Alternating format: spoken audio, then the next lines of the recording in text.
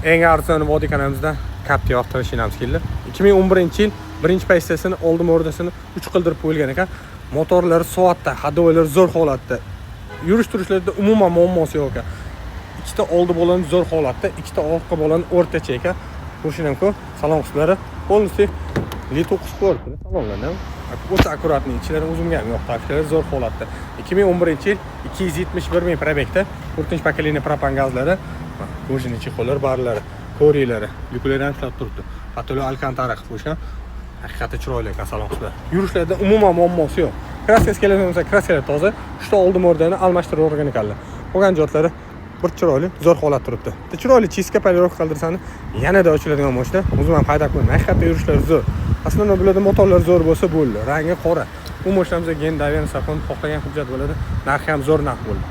$6,800 ga berib yuboramiz.